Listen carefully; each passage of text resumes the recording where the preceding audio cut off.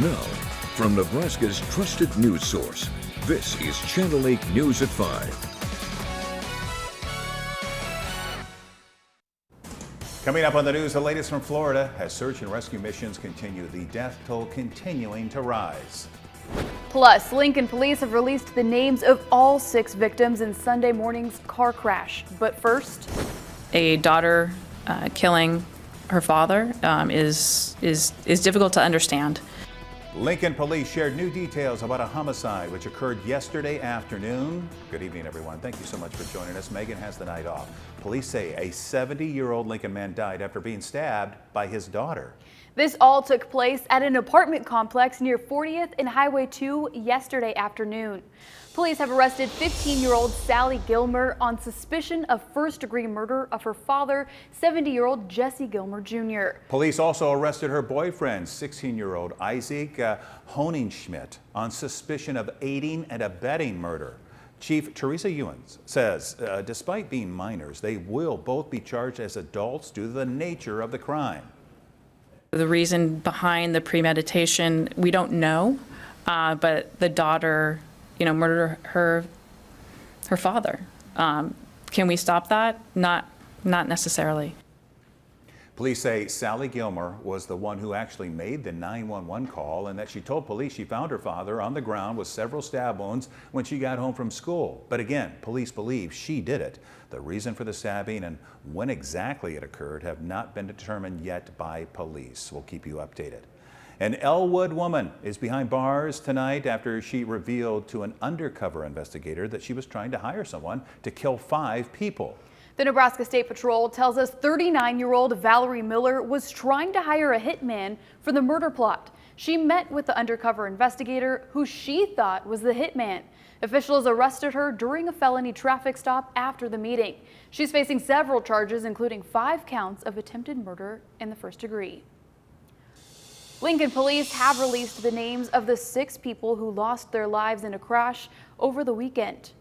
Jonathan Kurth, Octavius Farr, Jonathan Koch, Nicholas Bissesi, and Cassie Brenner, all from Lincoln, and Benjamin Lene from Omaha. All of them were in their 20s. Police say they were all in the same car traveling at a high rate of speed when they lost control, crashed into a tree near 56th and Randolph. The homeowner spoke to us off camera.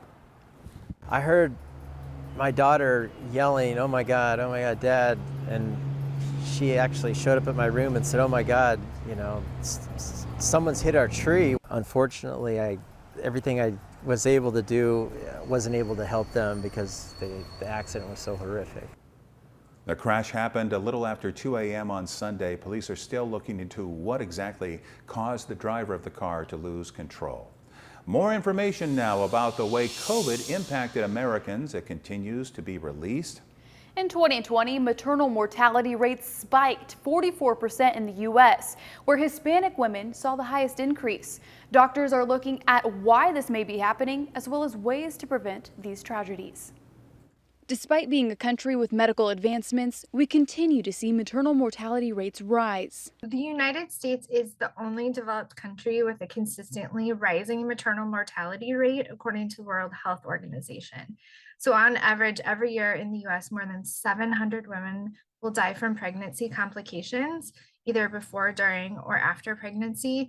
And in addition to that, 23,500 babies will be stillborn. Nebraska's rate from 2014 to 2018 was actually higher than the national average. The pregnancy-associated mortality rate in Nebraska was 37.29 deaths per 100,000 live births. Definitely seeing it as an issue in Nebraska. COVID-19 contributed to the numbers rising in 2020, as doctors are now discovering new pregnancy complications. Recent data is showing the impact that COVID-19 has had on placentas and on babies and on pregnancy as well. And doctors have identified something that they're calling SARS-CoV-2 placentitis, which is a condition that the virus attacks the placenta and actually cuts off oxygen to the baby. The spike in deaths of pregnant women sparked interest in what else may be contributing to these deaths. More than 15% of maternal deaths that happen within 42 days occur in women who experienced a stillbirth. And that women who experience a stillbirth are also at 4 times greater risk for severe maternal morbidity, which is those long-term health conditions that can be kind of lasting after as a result of pregnancy. Although there is no perfect solution at this time, a nonprofit organization is hoping to help prevent mothers and babies from dying during pregnancy. Count the Kicks is a way to help expectant parents be more in tune with their body and with their baby, and be more alert to potential changes in movement, which can be an early red flag or a warning sign that something might be going on with the pregnancy. You are also encouraged to get checked by your doctor as often as possible during your pregnancy and speak up if you feel like something may be off. The Count the Kicks app is free to download, and more information can be found on our website, klkntv.com. All right, let's talk about weather. Some of you are seeing some light rain, probably in some places, Rusty, even just sprinkles, right? Yeah, it depends on where you're at. If you're in southeastern Nebraska, then you're likely just seeing very light rain showers in some spots. If you go a little further west, some stronger storms. There's 2 batches of rain. There's that batch that is moving through, trying to move into the Lincoln area right now. Very light rain, a lot of this not getting to the ground, but some of it is, but really that will not amount to much. Now this line of storms right here, if you get caught underneath one of the heavier cells, you could see 1/4 of an inch or so within half an hour or so. Some heavier rain and some downpours just south of O'Neill, and then there's another downpour just south of Burwell, and then southwest of Broken Bow in the very southwestern corner of Custer County. So there's some rain out there, it's just not everybody is getting it. Beatrice not seeing anything but clouds right now, and it's a little on the cool side with mostly cloudy skies. But temperatures are in the 70s, 77 degrees in Lincoln, 82 in Nebraska City, but much cooler a little further west, 68 in Grand Island, 71 in Broken Bow. So these temperatures, very colorful 24-hour temperature change map, but about 10 to 15 degrees cooler for much of central and portions of eastern Nebraska. The forecast as we head through tonight in Lincoln, temperatures drop into the lower 60s by early tomorrow morning and middle 50s by 6 a.m. The chance for precipitation in Lincoln, well, not great, at least it's a chance, about a 40% chance as we head through the next few hours. There are a few more rain chances and much cooler temperatures. In fact, we could see some frost early a couple of mornings in the near future. More on that in a couple of minutes. All right, thank you, Rusty. Now to the aftermath of Hurricane Ian. The death toll still rising. At least 105 deaths have been confirmed in Florida and North Carolina, 101 of those in Florida alone. Search and rescue operations are still underway across the southwestern coast of Florida, and cleanup efforts continue. ABC's Rena Roy has the latest from Fort Myers. Drone footage of Fort Myers Beach shows just how widespread the devastation is. Then one of the big giant yachts came and landed on my car. We had 14 feet of water down at my house. It just never even occurred to us to get that high. Joanne Semmer has lived in the area for 50 years and decided to ride out the storm. We figured we'd get some of the storm, but not. We're ground zero, as you can see right here. Search and rescue teams out in full force nearly a week after Hurricane Ian made landfall. So far, we've done over 842 rescues, and unfortunately, we've had 55 total deaths in Lee County. Thousands pulled from their destroyed homes and taken to shelters. Hundreds of thousands still without power. For some, it may be up to a month before their lights are back on. On the small island of Matlacha, just north of Sanibel, this is how people are getting from one side to the other. This little boat's the only way on and off this road. Just jump on, you grab that rope on the other side and just pull yourself over across. That's it. Access also making recovery especially difficult in places like Sanibel and Pine Island. Their causeways destroyed. Crews now working on temporary bridge fixes. Some of those folks were told that they're going to have to get off the island, but that's not the way they live. And we're going to have that bridge on Pine Island patched this week. President Biden will be visiting the area on Wednesday to tour the destruction himself and meet with the people here who have been affected.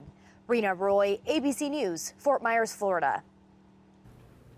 And a quick update on the LES workers working in Florida. They're helping to restore power. They joined New Smyrna Beach and other mutual aid crews overnight to remove 40 spans of an overhead line. Crews continue to make progress in their restoration efforts following Hurricane Ian.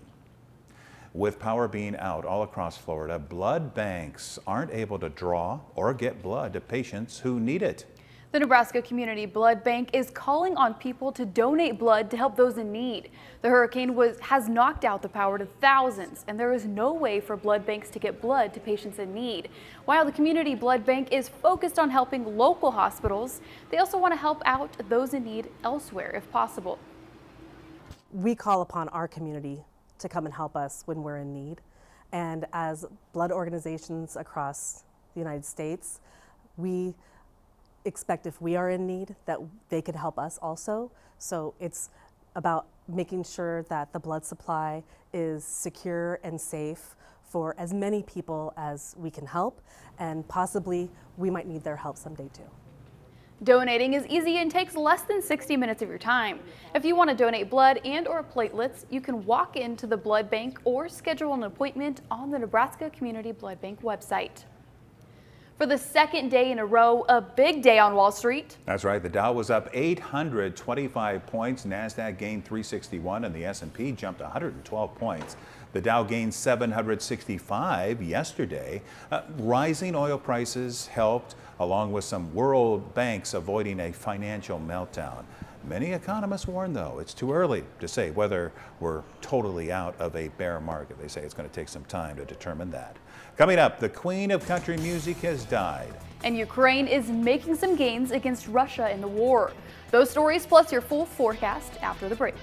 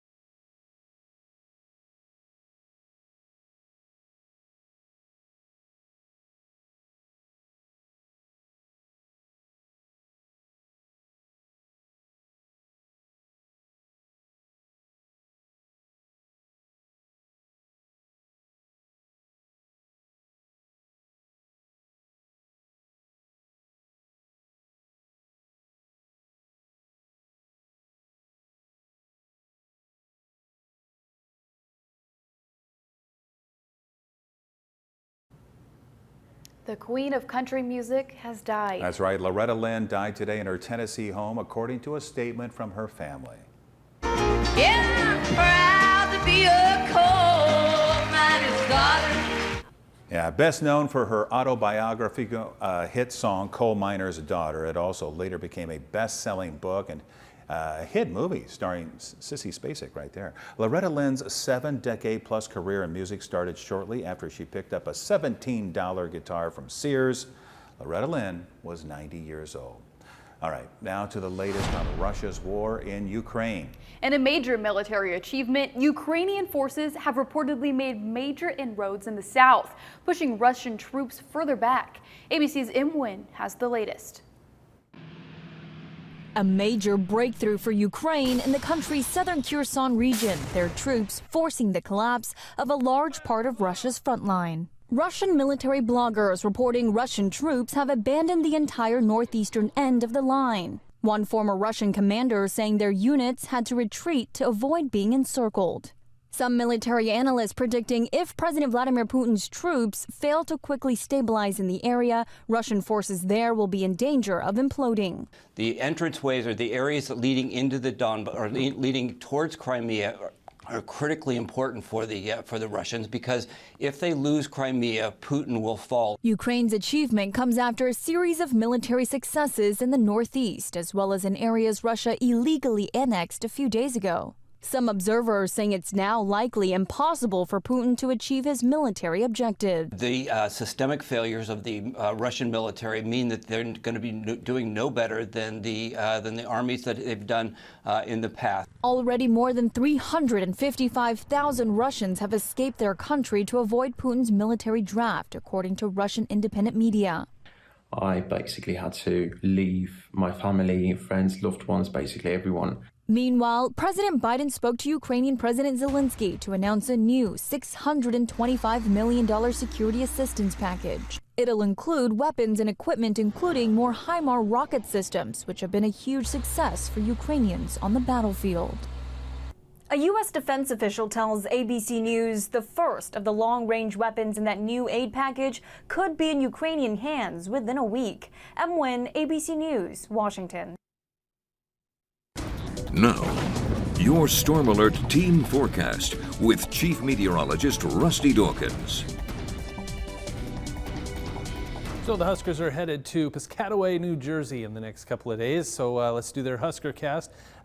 I'm seeing just a small chance for some light rain early on Friday, but I think most of the day and most of the evening should be just mixture of clouds and no clouds. 66 degrees by 6 p.m., 60 degrees by 8 p.m., and I think dropping into the 50s by 10 o'clock. Really nice night for football with just a little bit of a northwest wind at 10 to 20 early, and then falling off into the 5 to 10 mile per hour range by the second half of the day. Around here, got some rainfall in some spots. Now this is radar estimated, so it's not perfect, but it gives us a general idea of just a swath of rain right here, near 1 inch of rainfall just south of O'Neill, southeastern Custer County, all the way up towards Knox County. So maybe an inch or so there, less than a half an inch in the blues, like right on the edges here and over here, and then the greenish area, less than a quarter of an inch. So that's one way of looking at it. Another one is to get official rainfall totals, and those are very spotty because, well, we don't have official rainfall total gauges in many places. So this is what it looks like. There's that spot right there that could be an inch or so, but surrounding that so far, anywhere from less than a 5/100ths of an inch to just over a 1/10 of an inch. So some spots saw some rain, some didn't. Aurora, the Pennar Bathing Solutions camera showing just some scattered showers out there, and there were a lot of clouds and cooler temperatures, especially in central Nebraska west. Eastern Nebraska still very mild, 82 in Nebraska City, 82 in Falls City, but 60 in Central City, 68 in Grand Island, 63 in York, and then kind of the dividing line right here from Hebron, Friend to Wahoo.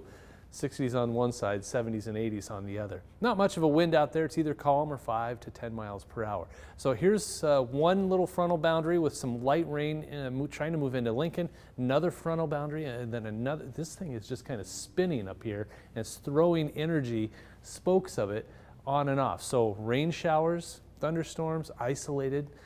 Severe threat is very low, but we could see a downpour or two as we see this cold front slowly slip and slide to the east, and they should fade away as the sun goes down. This is 11 p.m. Still some scattered showers out there. and then this thing rotates around, still a chance mainly north of Lincoln early tomorrow morning. So Omaha and areas north and west towards Norfolk and Columbus might see a lingering shower in the morning, then more clouds as we head through the day on Wednesday. I think by Wednesday afternoon, things finally clear out, and that should be about it by Wednesday night. Temperatures though, this is Friday night into Saturday morning. Watch what happens. That cold blue air comes our way, and we're looking at or just above the freezing mark by early Saturday morning. We'll see what happens. We could see frost advisories. We could see freeze warnings for Friday night and Saturday morning and early Sunday morning. So we'll see what happens. Tonight, temperatures in the 40s and 50s, between 50 and 55 degrees for most of us. 54 degrees, scattered showers, and maybe a rumble of thunder in some spots. Temperatures tomorrow, middle and upper 70s, 77 Lincoln, Beatrice, Fairbury, 73 York.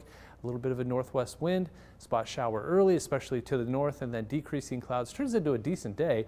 Then a little cooler on Thursday. So there's early Friday morning, there's Saturday morning, and there's Sunday morning. So starting to warm up, but I think Saturday morning will be the coldest of the bunch, and then we start to warm back up. So after 57 for a high on Friday, that's going to be a chilly day. 64 on Saturday, back into the 70s we go as we head towards next week. Temperatures will kind of stabilize and be about where they're supposed to be as we head through the first half of next week. Another spot shower possible on Wednesday. So a little up and down. 57 for a high though. That's that's a jacket weather right there. I do believe you're right. Yeah. All right, thank you, Rusty. As we mentioned earlier, what a day on Wall Street. The Dow up more than 1,500 points in the last 2 days. Here are your numbers. We'll be right back.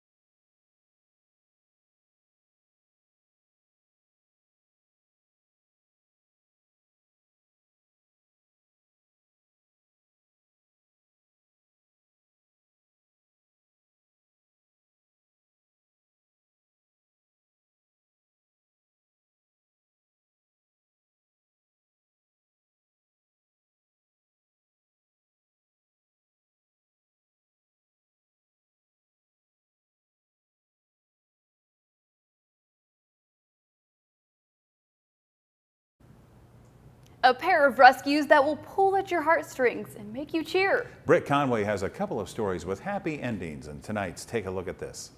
Take this piece off right here. A dramatic rescue to save man's best friend.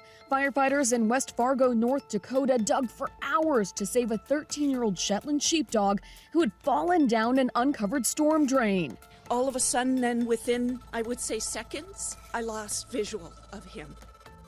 Eventually, a public works crew had to be called in to dig a trench, and after 4 long hours, pipe's really sharp, and that's why you probably see me on the video with my shirt off. I put it over so the dog wouldn't get cut. A vet checked Bentley out, and he's healthy and happy to be home. When Hurricane Ian ripped through Florida last week, Johnny Lauder's mom, who's in a wheelchair, got trapped in her home in Naples. So in the middle of the storm, Lauder and his son took off to rescue her, wading nearly a half a mile through flooded streets to get to her. We look at 4 feet of water, and I've been swimming forever. Oh my God. We're arriving to Grandma's. It was a sigh of relief. As I was approaching the house, I couldn't get through the front door. The water was up to the windows, and I heard her screaming inside, and I've never seen her happier to see me in my life. But the mission wasn't over. Now it was time to get his mom to safety. So Lauder's son pushed Grandma in her wheelchair back through the floodwaters, while Lauder carried a woman with arthritis they found along the way. Thanks to her family's heroism, Grandma is resting at the hospital, and she's being treated for some minor bacterial infections, but she's safe and warm. For Take a Look at This, I'm Britt Conway. No doubt there are good people out there. Thanks for joining us. World News is next. We'll see you back here at 6. With the Channel 8 News mobile app, you'll be the first to know. Get alerts about breaking news and weather, all in the palm of your hand.